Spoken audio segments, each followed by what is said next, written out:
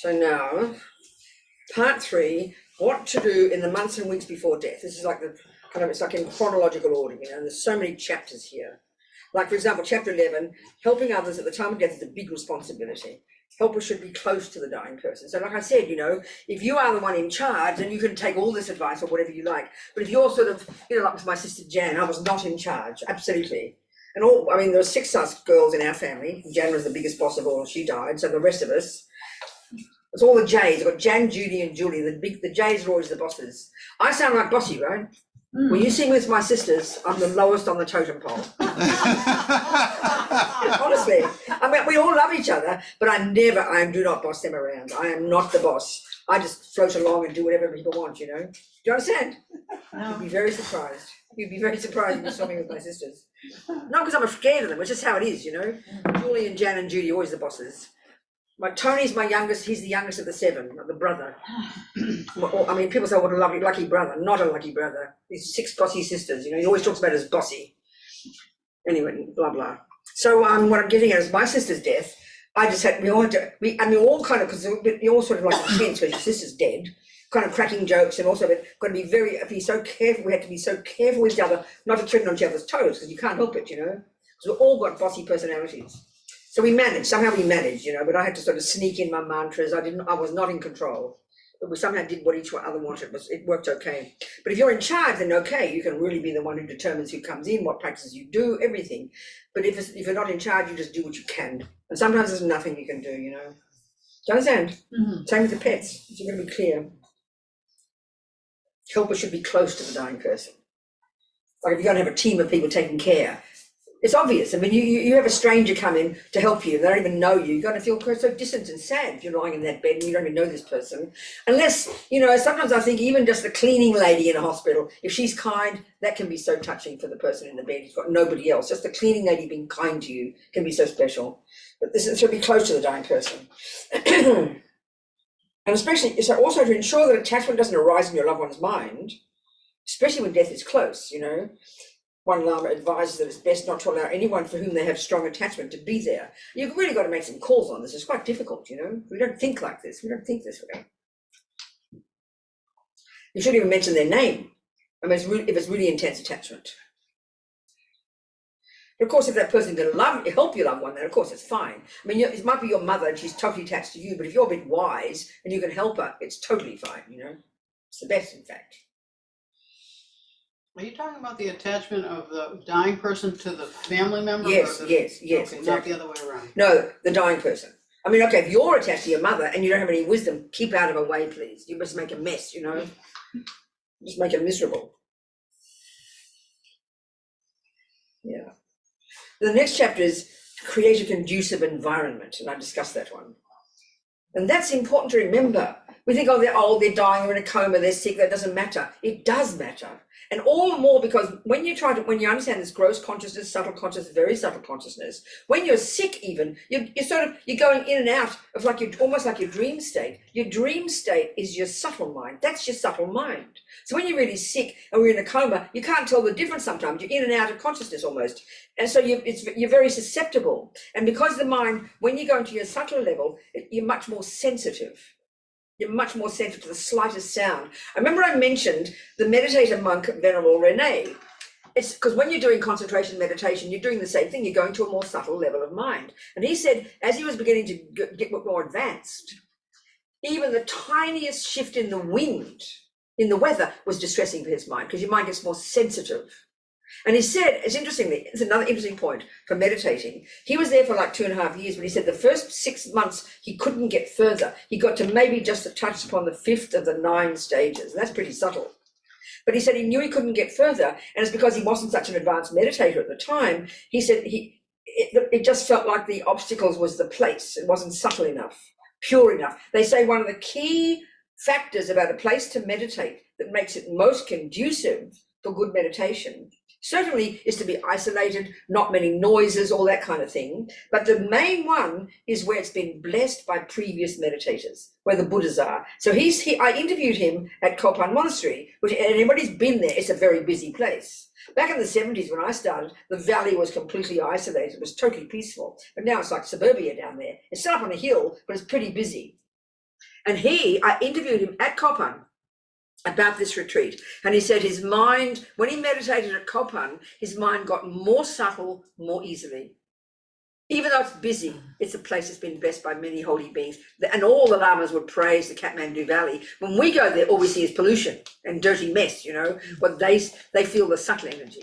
And everybody says that's the most important thing. I remember talking to Mary Colony, one of our students for years, a meditator. She's got a cave up in the mountains, up above where Lama Zopa's cave is, and her partner, Harry, he's a great meditator up there.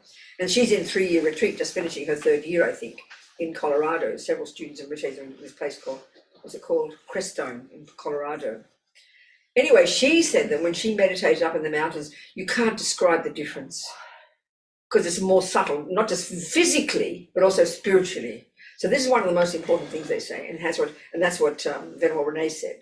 He could meditate, his mind got more subtle, more easily at Copan, which is busy, than the place in Spain. He was meditating at Urselling, which is a lovely place. His Holiness Dalai Lama blessed it. I remember in 1982, when Lama Yeshe invited His Holiness to different centres in Europe, as well as other centres invited. But there was also when Lama Yeshe invited 10 of us to be security guards, and I was one of the security guards for His Holiness. And he made us wear lay clothes. We had to wear uniforms. We had a green tartan skirt, we call plaid in American, and we had a little yellow blouse and a red thing. And I had hair at the time. I was living in London, not wearing my robes. And I even decided to put lippy on, lipstick. So I looked like a nice lady. And people worried I was disrobing. But Lama Yeshe looked at me and used to laugh and said, I think I like you better like that. We travelled around with His Holiness. It was wonderful. 6 months, 5 months, 3 months, something. Going from place to place, looking like we're his security guards, sort of, sternly standing there. It was very nice. Okay, why did I say that? Oh, because Urselling, that's right, I was there. And His Holiness blessed it. That's why that was when it was called Urselling, place of clear light. He called it that. And that's when Lama Ursel, he was born there. That's why he was called Ursel, place of clear light. So anyway, His Holiness said it was really blessed place, very special. He felt it was very special. He said it reminded him of Tibet. But nevertheless, Venerable Renee said he couldn't get far there because it was maybe not as blessed as possible. Copan's even more blessed, so his mind got more blessed, more subtle, more easily.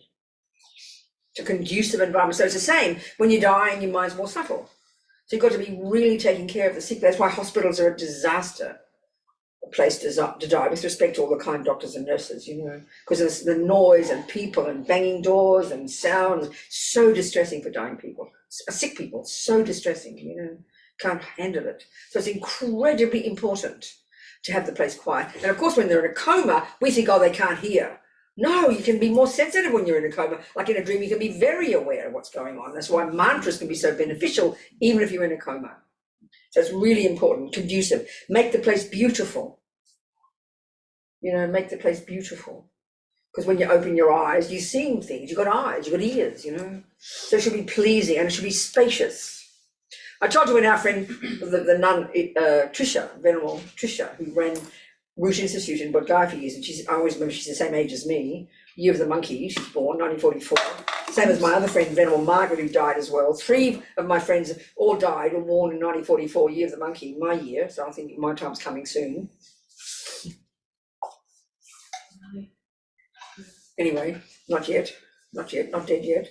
But she found this place in Queensland, just near Chenrezig Institute, but it was very beautiful, like spacious sky, and it was like Bali with lovely grounds and trees, and it's tropical, so it was very beautiful. You open your eyes and the space, it's so peaceful for your mind. So important to think this way. And whatever's in that room should be a benefit to the person in that bed. Make it as peaceful and pleasant as possible. And of course, if they're a Buddhist, you put pictures of their gurus, pictures of the Buddhas. You should know what the person likes. So with Trisha, she was very clear what she wanted and didn't want. And like, for example, one of the practices to recite the practices of your loved one. She didn't want that. So you have to know what the person wants. Don't force them. I remember hearing about one husband who was a Buddhist. He kept waking his poor dying wife up 4 times a day and made her do her prayers. I mean, give her a break, Do the prayers yourself for her, the poor thing. So you've got to be really wise, Display the holy objects such as statues, images, stupas, and so on. So, of course, they always talk about, one of the things they talk about is having your head pointing towards the west, which is Amitabha's Pure Land. So if you can have that, the head pointing to the west, that's helpful. One of the practices. No tobacco. This is heavy. According to the Tibetan Buddhists, or the Tibetan system, the Rajayana, tobacco is really heavy duty kind of plant, and it's connected to negative spirits. Very heavy negative spirits.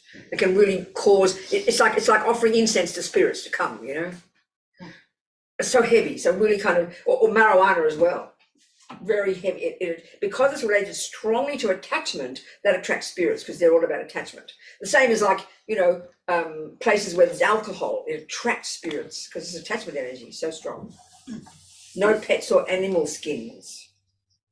And especially they talk about no cats, this very upsets Westerners, because they're sort of, they kind of got, they attract spirits. Cats are kind of weird animals, you know. I mean, I'm sorry if you love your cats.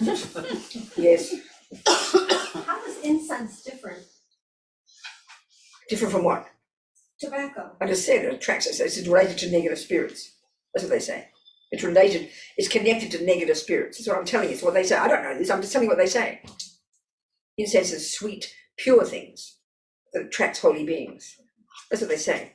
I know the Indians, American Indians would, and then that's what, I mean, that's the Buddhists would suggest that the Indians who they pray to are spirits. They're spirits. Not being rude, they're spirits. Some spirits can be very powerful and kind of powerful beings, but from the Buddhist perspective, they're not enlightened beings. And they can be very harmful, some of them. I'm just telling you what people say. We have to look into all this ourselves. A calm and peaceful environment. You must not create a situation that disturbs your loved one's mind, makes them angry or upset. Don't have anyone emotional in the room, especially when death is close. It's the best that people don't cry within hearing distance of your loved one. I remember one time in a hospital, one of our nuns who died in Perth. I was in the room and I talked a bit loudly because it was a mess, you know, it was very distressing. And I talked a little bit loudly to the attendants to try and make it better, and it freaked the poor nun out. Oh. Do you understand? Just me talking loudly freaked her out. I had to be suddenly very quiet. I got upset with all the people taking care of her, but it freaked her out. It's my voice raised, you know. I don't blame her. You understand? I told you one woman recently emailed me and said, my husband hears me listen to you. He says, how can you be listening all day to that angry lady? You know, I understand, I really do. Anyway, be careful, don't raise your voice, just so gentle. A calm and peaceful environment. In other words, create an environment that's calm and peaceful. This can't be stressed enough. Same for your pets. Please, little pussy and your doggy and your frog and your whatever. And your fly, even the fly, look, even the fly. Chapter 13. Now, all a series of practices now. We had to try and organise them in a certain way because there's 87 altogether in the back of the book, you know. What to see and touch. Rinpoche's into this because you've got 5 senses, and this is especially about Vajrayana. You've got 5 senses, so utilise all of them. This first lot, what to see and touch, you know. There's a summary in the beginning. Pictures and statues of gurus and Buddhas, written mantras to see, a text to touch, a stupa to touch, a prayer wheel to touch, a blessed cord to wear. Anything you can touch because it has impact, you know. This is Lama Zopa style. So see holy images, have statues, stupas, show them a certain mantras that are very powerful just to see, Rinpoche says. Show the name mantras, show the mantra called just by, there's a mantra called just by seeing. So sweet. Touch holy objects, so bless the body with a text. So Chögyam Rinpoche advises that it is good to put a text near the head of the dying person. You can put it on their pillow, first touching the crown with it. You know, different texts Rinpoche talks about. Is it true that hearing is the last sense to go? Oh, darling? Is it true that hearing is No, hearing second. So eyes first, the first stage, hearing at the second stage of the first 4. Third is the nose consciousness. 4th is the tactile and the tongue. Yeah. That's why it's important by about the 3rd stage, before the hearing goes, you need to hear virtuous things, good things, you know, prayers and mantras and things. Then bless the body with a stupa. I mean, Rinpoche's in his stupas, you know, have a stupa there. Or turning a prayer wheel, or bless the body with a blessing cord, all these different things Rinpoche talks about. The practice, what to think about. It's of course if they're conscious and you can talk about. So you know, you can help them think about, make sure your loved one has given away their possessions. Of course, mostly in the West we do wills, don't we? That's a really important thing for the person to be kind of relaxed, and it's incredibly beneficial to make sure the loved one's things are all given away, because it's generosity karma for them. And after their death especially, give everything, make sure everything is gone, you know, given away. It's important. Talk about, so if your loved one, like I say, it's your mother, says, talk about the guru or talk about God. If your mum is a Catholic, if she hasn't been to mass much and she's worried and sitting there anxious, talk about God to her. You lift her, Because when you're sick, your mind's all over the place. I mean, we don't even have control when we're awake and normal. But you have no control when you're sick. You're really hallucinating. You're hallucinating. I remember when I was in India and Nepal, I had hepatitis and malaria together in Delhi in about 100 degrees heat every day. And Delhi is so intense. And I was close to death. Kurti said to me, I was close to death. I didn't know I was close to death. I just felt terrible. But I was hallucinating most of the time because I was so hot. I had fevers, like incredible fevers. I had hepatitis, I was bright yellow, but nobody knew I had malaria as well, together. And then one person walked in after 2 weeks. So I had these terrible fevers. With hepatitis, the fevers can't go away. But I had it for like constant fevers every couple of days. And I was hallucinating. I thought I'd burst into flames, It's so hot. It was 110 degrees, 100 degrees, no AC in this place. I'll never forget. It's like living in hell. And a person came in 2 weeks later and saw me with the fevers. Saw straight away it was a malaria fever, And they won't go away until you take medicine. So I'll never forget it. Courtin said I was close to death and I knew I had to get out. I had to leave India. I had to go, otherwise I would have died, So I remember my sister flew to Singapore from Brisbane and I flew from Delhi to Singapore and she picked me up. I mentioned that I had this feeling of my body sinking, But what I'm saying is, why am I saying this now? I forget the reason. What on earth am I telling you this for? We're supposed to talk about God. Forget the reason. I talked about my silly experience. I'm so sorry. Talked about giving stuff away. Talk about God or Buddha. Anyway, your mind's hallucinating. It's hard to grab hold of. That's what I'm saying. Your mind really is hard to grab hold of anything. So if you can focus on something, so just if you have your darling Catholic mummy, tell her, God, mummy, God, I've been thinking about God lately. God loves you. God wants you. God, and then talk about heaven. So her mind can hold on to that. You understand that you can hallucinate about that instead. It's really helpful. So of course, if your mummy's a communist, you don't talk about God. You understand? You skip that one. But you can talk about her good qualities. And that's a big important one. Nobody ever thinks of their good qualities, especially if you're sick and dying. So you tell her what a good mummy is. You focus on that. Give her love, like pouring out of you, loving her, praising her, thanking her. It's like nectar for her poor heart, So important because it lifts her mind, makes her calm. Even your little pussycat and your doggy as well. Stroke them and tell them they're lovely, be sweet and nice. If they're kind of a developed practitioner, you can talk about compassion. If you're sick and old and dying, you don't want to think about other people most of the time. Most people are so self-centered. But some people are very compassionate, so that helps their mind, The next one is the practices what to hear. Well, this is the chapter that took me the longest. Because Rinpoche's got these hundreds of mantras that he adores, and it's really confusing. Sometimes he says a Tibetan name, sometimes a Sanskrit name. You have to sort it all out, put them in some kind of order. So here are the names of Buddhas. This is where you've got to realize the power of the senses from the Buddhist perspective. And the hearing one especially, because when your eyes are closed, you can't see. And it's unusual to see as well when you're at the subtle level. I told you when I was doing a retreat years ago, when I first became a nun, I did a budget after a 3-month retreat. You sort of meditate for like 12 hours a day. Oh, I'm not a meditator, but something has to happen if you're doing it 12 hours a day for 3 months. Do you understand? So I remember vividly I had these crystal clear dreams for a period when I was crystal clear, asleep during the day, but crystal clear, aware, hearing what everyone's saying. I didn't see, but I could hear. So the hearing is very powerful. And I mentioned the story of my friend Judy in a total coma, remembering these exact words that I said to her when I'd come and visit the hospital.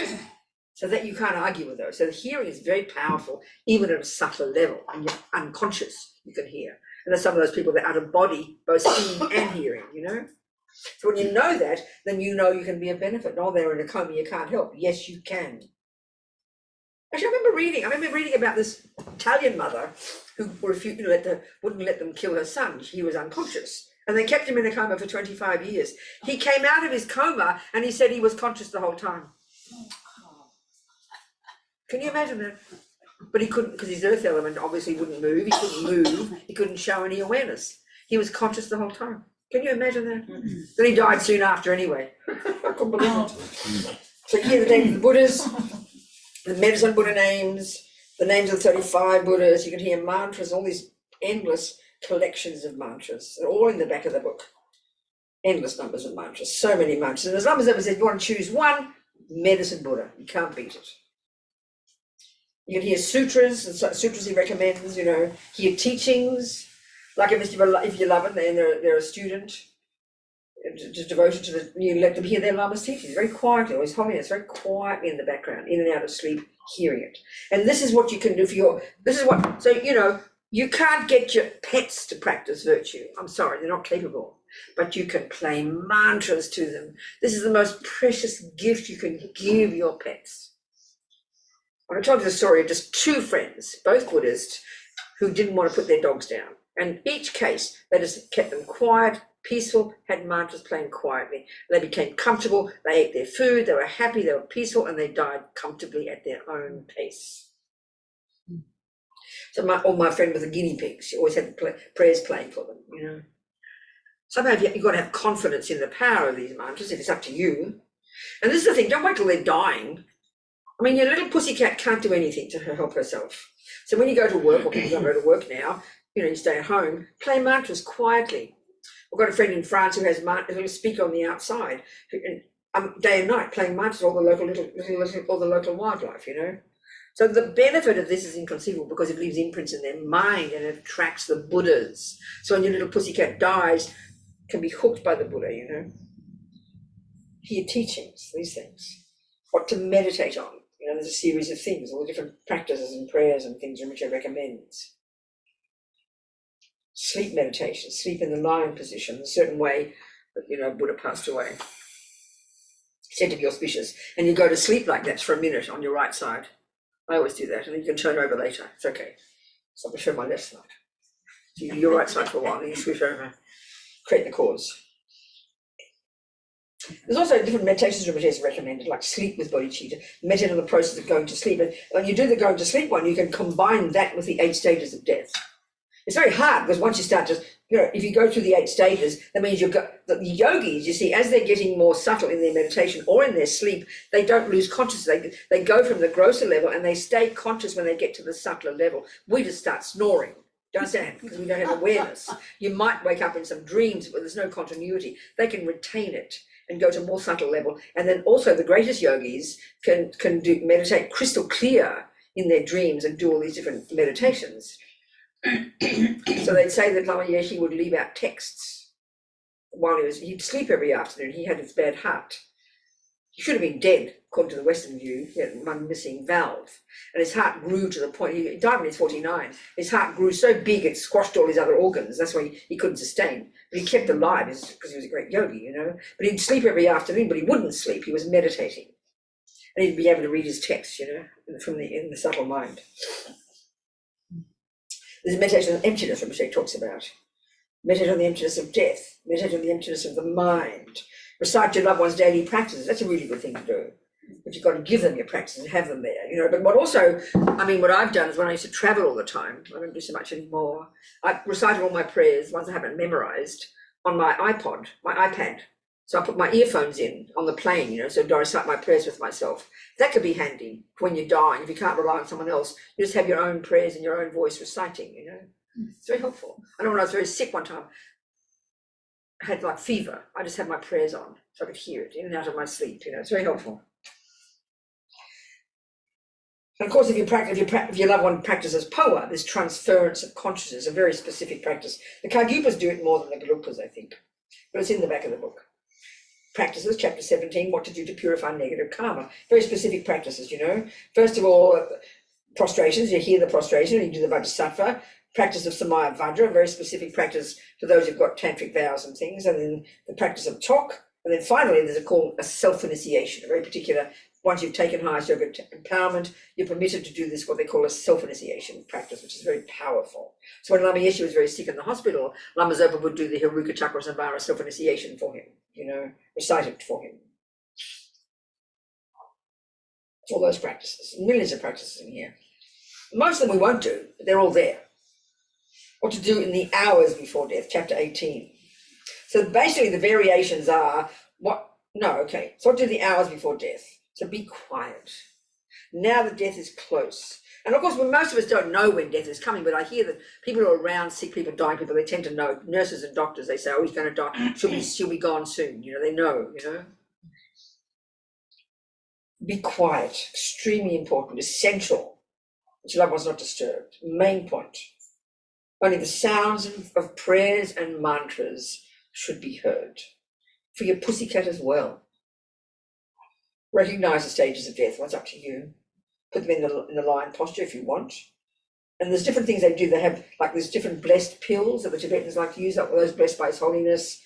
You put it on your loved one's tongue, or even a relic of the Buddha, and you think about it. So maybe as they're getting closer, it's up to you as a person, you have a relationship with them, you talk about their guru, you talk about, let them hear prayers, see holy things, all these practices that are all there. Put, on their heart chakra, maybe put a little text, different things you can do like this.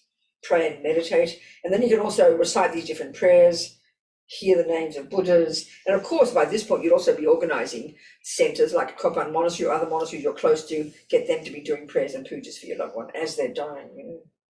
Part 4, practice to do in the hours and days after the breath has stopped.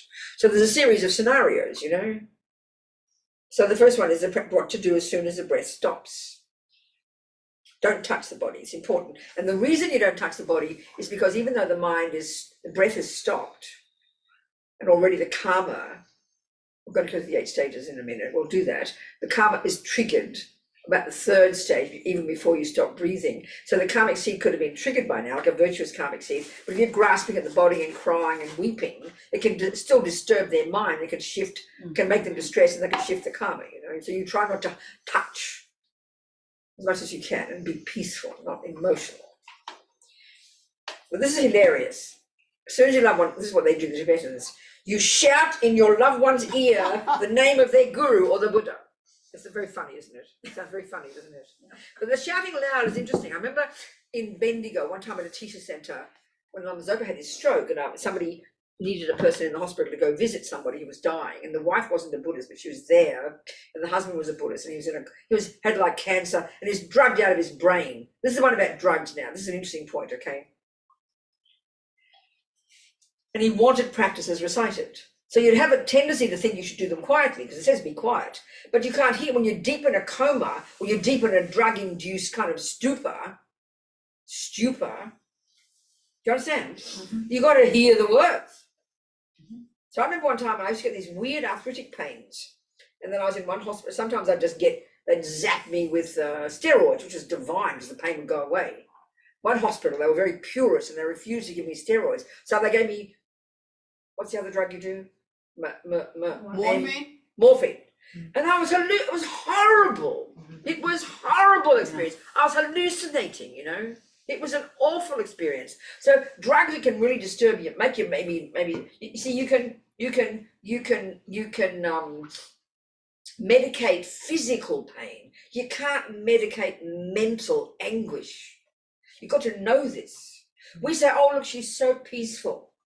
Remember this old one, what was I saying, one story? Yeah, I've got to go back to the other story first. In Bendigo, I went to the hospital and there's the guy drugged out of his brain. So I had to scream at him, Jim, can you hear me? And you could feel him kind of coming up to the surface. He touched my hand. I knew he could, So I was shouting the medicine Buddha prayers very strongly. He wanted to hear them. Do you understand? So I remember this other time. What was the other time? Somebody else. I can't tell the story now, I forget. At hospital in Florida, one ex-student, a student of Rinpoche who'd been the director of the center, who had terrible cancer, so much suffering.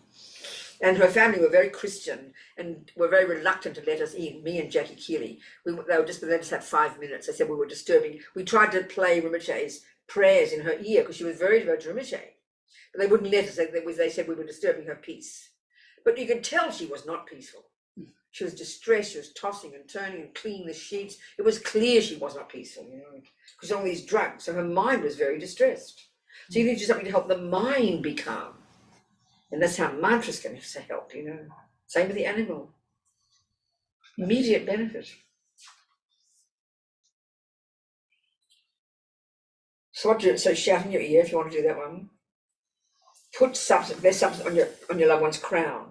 The Tibetans do all this. A Poa pill, inner offering pill, Mani pill, sand from a colour chakra mandala, whatever you want, But now at this point, you do that and then it's just at the time they stop breathing. Then of course you'd immediately have pujas and prayers done, for the person, really strongly. So then the next one is if your loved one is home when they die, which really is the best scenario, or a place where you can be private. Like I said, a friend of mine, her husband was dying in hospital in a nursing home, and she had a private room. So when he was dying, she shooed out all the people, locked the door, and spent 3 days with him. That's the ideal. I remember in a hospital in Adelaide, I visited, and it was a Vietnamese family. The husband was dead, the family was there, and they let him have the room for several days. And they had people coming and reciting prayers, Remember the doctors would sneak in and just sort of watch what was happening. That was very nice. You were able to say the prayers. My sister too, we had a few hours with her. So for their home, you can really control everything, My friend Miffy in Brisbane, her mummy, what's her name? She's my friend, I can't think of her name now. I forget her name. But she ran the centre in Brisbane. And when she died, Miffy kept the room that she was there in the bed. I can't think of her name, she's my friend. And they had people coming day and night, 24 hours a day, reciting prayers and practices. So it was like a shrine room, totally peaceful and only prayers. In the monasteries, like when Lama Lundup died, or Lama Zopa, forget that one. When Lama Lundup died, they had day and night. And when Lama Zopa, I was there days after, because he didn't, they kept his body, and then people would be in there 24 hours a day. The Gyuta monks, the nuns, people praying 24 hours a day, because he was in meditation, and then after meditation. That was the same, But with your loved one, certainly for those 3 days, you do for 3 days, using prayers and practices, and totally peaceful, except for that. And you wouldn't let the pets in. You'd offer lights, always have lights, offering lights, and you touch their holy body. You touch them with mantras, all these kinds of things that the practices are all here. And the typical practice the Tibetans do is after they've stopped breathing, you'd recite what they call the 8 prayers to benefit the dead. There's 8 of them. The King of Prayers, they're all in the book. The dedication chapter from Shantideva's Guide to the Bodhisattva's Way of Life. The prayer to be reborn in the blissful realm of Amitabha Buddha. That's the one I recite to myself every time I go to sleep. The prayer for the beginning, middle, and end of practice by Lama Tsongkhapa until Buddhahood. That's another prayer. The daily prayer to Bodhisattva Maitreya taught by Buddha. A prayer for the statue of Maitreya, and the prayer of spontaneous bliss by the second Dalai Lama. For some reason, in the group monasteries, they do those 8 prayers. I remember a friend of mine who worked for us at the prison project years ago, Alison. She died. She had a small car accident. She became completely into a coma, and she was in the hospital, and she died. And then the family was, of course, she's only young, 30-something, and the parents were so sad and said to let her, to pull the plug. But then she died. Suddenly, I think her lungs must have exploded or something, and so she died very suddenly, just before Geshe Noam Dagpa came. And when he came.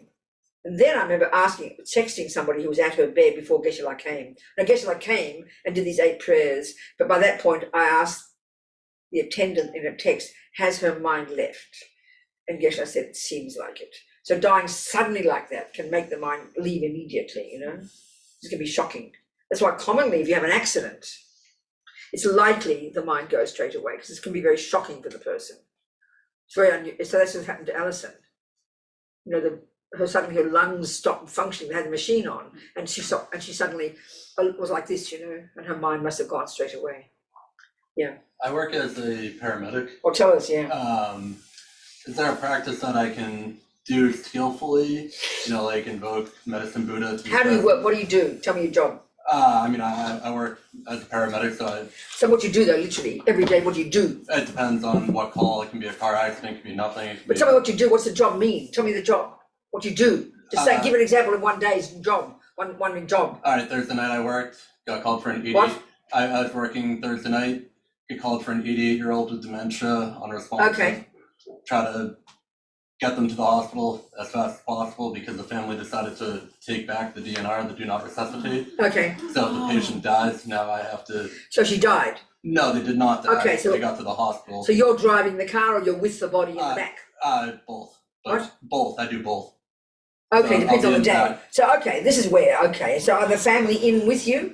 Typically not, but on occasion. Okay, so this is where people sometimes feel if the person's a Christian, you're kind of cheating by saying a Buddhist mantra. But I think that's superstitious, Yeah. I mean, if it's going to benefit their mind, it's peaceful. They're not going to care if it's Sanskrit or Latin. Who cares, you know? Say mantra, whisper in their ear. Yeah, but I mean, if Huh? if I have a patient that's like actively dying, I have to do other things, and then I'm going to be with other people. Yeah, well, obviously you'd be Save them. skillful, but you didn't say, what can I do? Yeah, but so like recite mantra, medicine Buddha mantra. That's what I'm saying, medicine Buddha. Yeah. But you don't do it, you know, you don't have to do it loudly, upset people. Mhm. If you've got the opportunity and the person's there and you maybe you're on your own, you can whisper it in their ear. Absolutely, you can do that, definitely. You use your wisdom. Mhm. But medicine Buddha is perfect, you can't do better. Absolutely, yeah, for sure, for sure. Venerable, you mentioned the Poa prayer when Yes, someone power, is, no, it's a practice. I mean, the Kargyupas do it. It's quite difficult, I think. You've got to do a certain kind of practice. It's related to Amitabha. It's Tantra. It's a visualization where you visualize your consciousness coming from here. We're going to go through the 8 stages of death. I'm still promising that. It's coming. At the clear right up here, in the central channel and the chakra, and you imagine your consciousness coming up and out through your crown chakra. It's quite a sophisticated practice. It's a practice that you either learn to do yourself or you get other lamas to do it for you once you stop breathing. Okay? There's a version of it in the book. So all these things you can do once the person stops breathing, countless prayers Rinpoche mentions, they're all in the back of the book. So when the time has come to move the body, which is, you know, after 3 days, if you can. I mean, in the hospitals, Rinpoche just says, even if you've got a half an hour, do the best you can. And if you can have longer in the hospital, and that's why it's important that you're strategic about it. You talk to the hospital before your loved one dies. Because often what happens if you don't prepare it, people just hand over to the hospital and have a panic attack. But prepare in advance, ask permission. If my loved one dies in the middle of the night, I'm not there, please don't touch her, please call me, you know, so that and then you ask for as long as possible. It's really important to have as long as you can with your loved one in the bed. So in that Vietnamese family, they let them have the room for a couple of days, you know, because you can do prayers and practices for as long as you can. So when the time is to move the body, so you check that the mind has left the body, and there are various ways you can check. So one way, this is quite hard to detect, I think. When we go through the death process, I'll explain at the time when the mind does leave, there's 2 subtle drops in it. We'll go into that one then. We'll forget that one. I won't discuss it now. But another way you can check. This is not uncommon. This is hard. Well, it's hard to check. I did it with my sister. It was very hard. You know, they say if the rest of the body is cold, and if certainly after 3 days it'll be cold, or 2 days. And then you put your hand, again, we'll go through the death process. And in the death process, everything comes to the heart chakra. The very subtle mind with the very subtle wind, everything comes to the heart chakra. I'll describe it. And then you put your hand just there, above the heart, here in the middle. If it's distinctly warm, that means the mind is still there. But I know with my sister, it was only about 4 or 5 hours. And her core was still quite warm, of course. So it was hard to know whether her mind was there. It was hard to know. But often what you see is, okay, so the mind can leave from different places. The mind can leave from the crown chakra, which is said to be an indication that you get a Pure Land rebirth. The mind can leave through the eyes, and that's indication that you get a human rebirth. The mind can leave through the mouth, which indicates you get a hungry ghost or spirit rebirth, and that's not cool. Your mind can leave through the anus, and that's a hell being birth, and I think through the sex organ is an animal birth. So you don't want that. So that's why you don't touch the body, you know. But it's hard to know that the mind leaves through anyway. You can't see it. It's very difficult. But one thing you do, they say, because already now the karmic seed is likely to have been triggered before they even stop breathing. And they say if you're dying peacefully, like I said about Steve Jobs, that's a very good sign that the virtuous karmic seed was triggered. And if they're freaking out, it's a sign that a deluded karmic seed was triggered. So at that point, the karma is triggered. But at this point, before they die, you can pull the hair very strongly there at the back, where you see this. We're going to go into this in the 8 stages, all the subtler channels in the body. The central channel in the center of the body comes just in front of the spine. So the crown chakra is about there in front, just in front, if your spine went all the way. So you tap very vigorously, they will pull the hair very strongly. And they say that could encourage the conscious to leave through there, which means they might get a pure land rebirth. That's how they talk. So at this point, you'd also, after they've stopped breathing, you do all these things. No, sorry, after the 3 days, you do this. But if you're going to have to leave the body just after 1 hour in the hospital and hand it over to them, then you do that one now. You try to do that one. But the other one is you can do it, and it mentioned it. Where is it? Okay. What is the next chapter? Hospital, yes, the next one. This is if the loved one dies at home. All the same instructions. So here you'd also check if the mind is gone, you tug here, and then of course if you want to, you can Tibetans consult with Tibetan astrologers. They have a different way of seeing when's the best time to have the funeral, all that kind of thing, but we don't do that mostly. And then you prepare their body. Now you can, after 3 days, you can do what you like with it, clean it and all that kind of business. When my sister died in the hospital, the Burmese nurse, I said, please don't clean her, because that's disturbing the body. So they promised they wouldn't, and they left her in the fridge for a few days, which is a good thing to do, because then you've got the time. So chapter 21, if your loved one dies in hospital, even if you have an hour, he says, it's the same practices, but you do what you can, you know? You could have the body moved to the hospital morgue, like I said, with my sister, we did that. The same kind of thing, prayers, practices, all there, the same kind of thing. If your loved one is offered their organs, this is the tricky one, isn't it? We discussed that.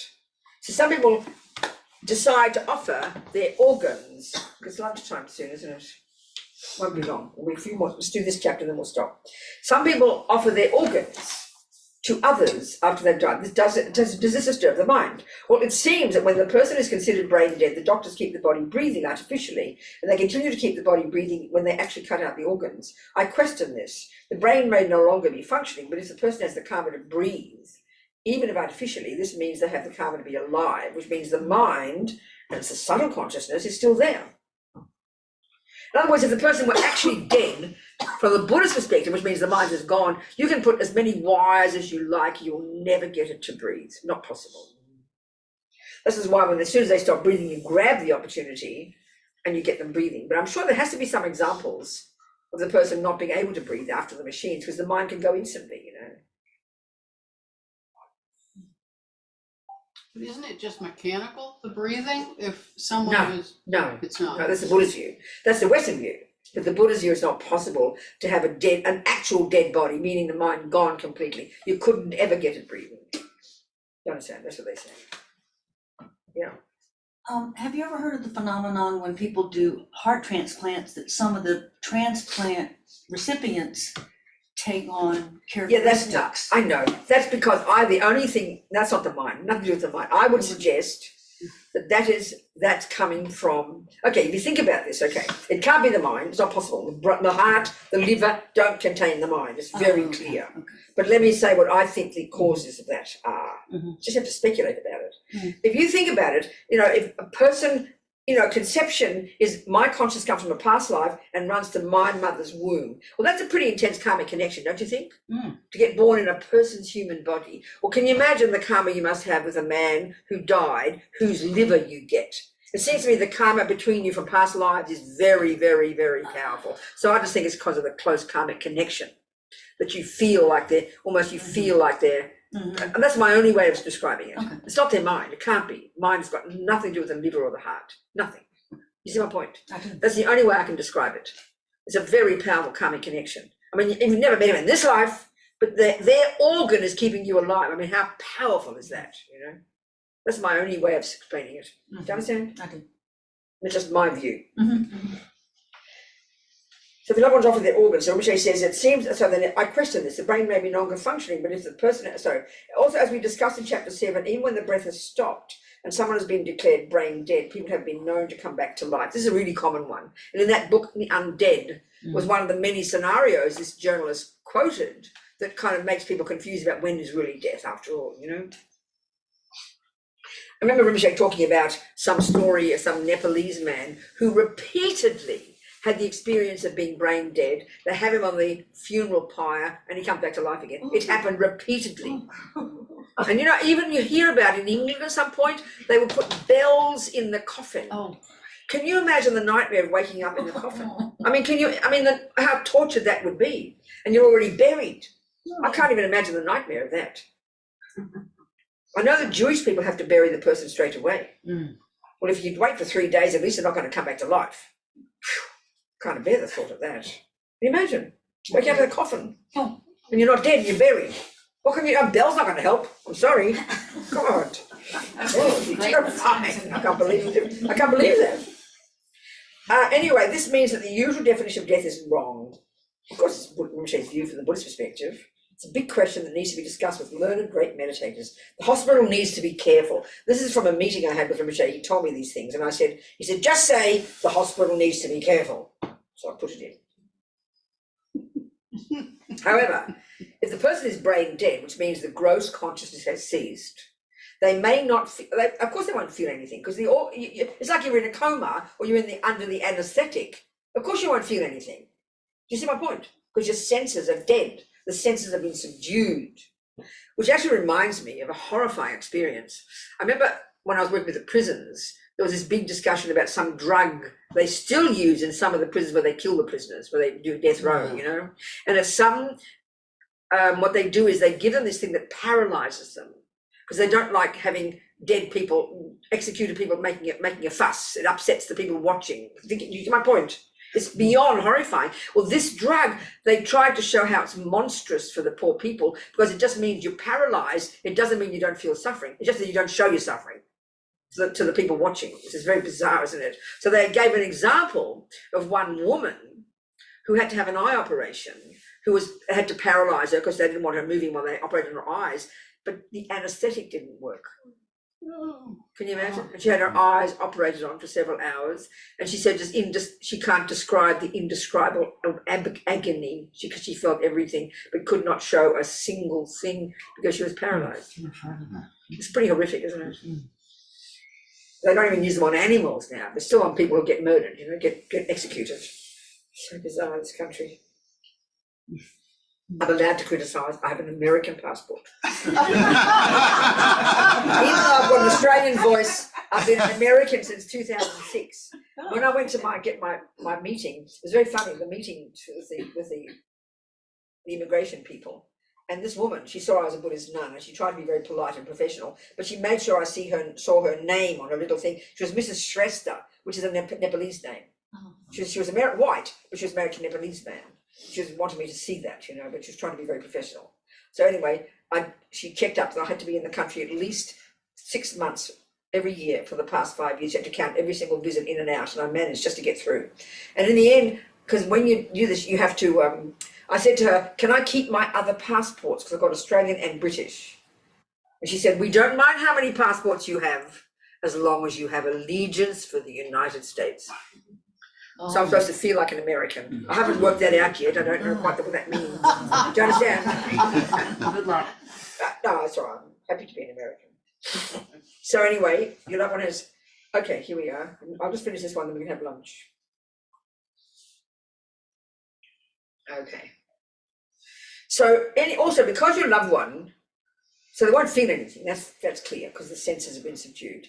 But because your loved one, as the organ donor, died with the thought of benefiting others, I think they won't be disturbed when the body is cut, and therefore won't be reborn in the lower realms. The subtle consciousness is still there, but because earlier, with their gross mind, they dedicated their body, they made charity of their body, which is a virtue. They acquired merit.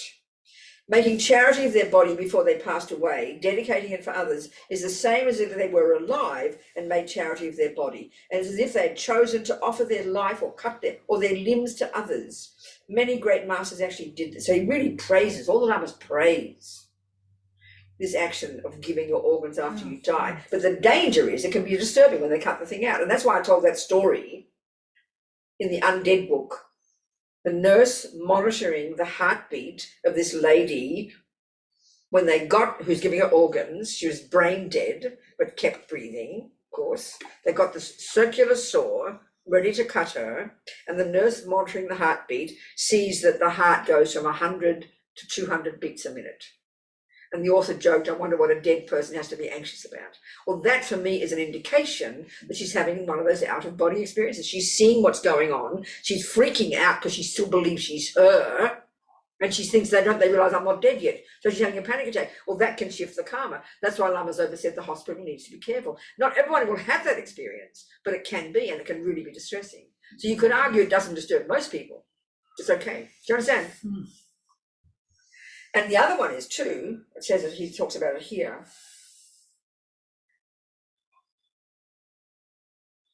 So I ask the hospital to allow you as much time as possible with the body of your loved one before they take the organs out. Because usual things, be quiet, do all these practices and prayers. But also what's interesting, I asked Rinpoche, he talks about it here.